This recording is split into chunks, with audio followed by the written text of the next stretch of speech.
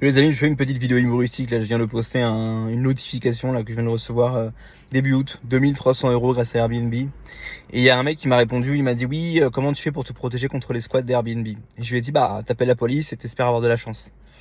Et ben, il m'a dit voilà, c'est pas une solution, la police elle fait rien, etc. Je souhaite réagir là-dessus parce que moi sur cette chaîne, je parle de deux choses, business et expatriation. Ça se combine. On peut monter un business puis s'expatrier. On peut monter un business en France sans s'expatrier. Il y a plein de gens en fait qui ont plein de fric et qui sont en France. D'accord. Il y a plein de gens, malgré tous les problèmes qu'il y a aujourd'hui au niveau des propriétaires en France, que vous fassiez la location courte durée ou pas. La raison numéro une derrière le plus grand nombre de millionnaires en France, c'est l'immobilier, je le rappelle. Il y a énormément de boomers qui se gaffent de fric avec leur parc immobilier, etc. Donc, moi, je me suis barré de France. J'aime clasher la France, mais la réalité, c'est qu'il y a énormément de gens qui sont en France, qui font du business en France et qui gagnent leur vie. Donc ça, c'est pour ceux qui voulaient monter un business en France. J'accompagne les gens qui veulent faire ça, en particulier dans la LCD. Il y a des gens qui veulent monter un business en France pour se barrer. Il y a des gens qui veulent se barrer puis monter un business. Il y a des gens qui veulent se barrer sans forcément avoir envie de monter un business.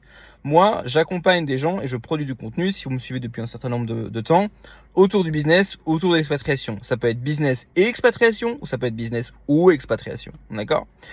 Ce que je reproche ce type de commentaire, c'est qu'à la tonalité de la personne qui me parle, je sais très bien que c'est le genre de personne. Si je lui dis, il me dit voilà, qu'est-ce que je fais? Monter un business. Ah bah je peux pas, ça marche pas, machin, en France, c'est cela. Ok, pas de souci, casse-toi, quitte la France. Ah bah non, parce que si je quitte la France, c'est que je vais à l'étranger, c'est partout pareil, etc.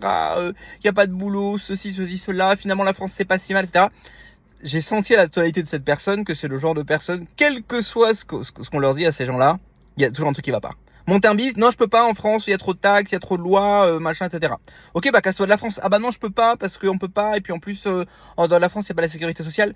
Bah écoute poto, tu veux pas monter de business, tu veux pas quitter la France, donc ne te plains pas, ne te plains pas. Enfin ou alors plains-toi stérilement en fait.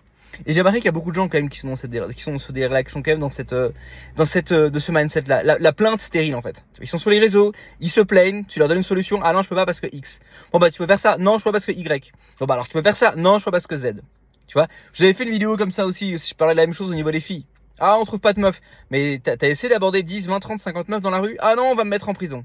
Écoute poto, tu veux pas t'expatrier, tu veux pas monter de business, tu veux pas aborder de filles, bon à un moment donné, voilà. Ce que tu peux faire du coup c'est Netflix, jeux vidéo, cigarettes électroniques, McDo, enfin plutôt kebab en France c'est plutôt ça qui est à la mode. Et puis tu commences sur les réseaux sociaux et puis t'attends, puis tu vas voir, quand tu vas prendre de l'âge, le temps va passer de plus en plus vite. Tu vas avoir 25 ans, puis 30, puis 35, puis 50, puis 60, puis 70, puis t'inquiète pas on arrive très vite au bout. Donc tu peux tenir le coup tout simplement en te plaignant stérilement sur les réseaux sociaux.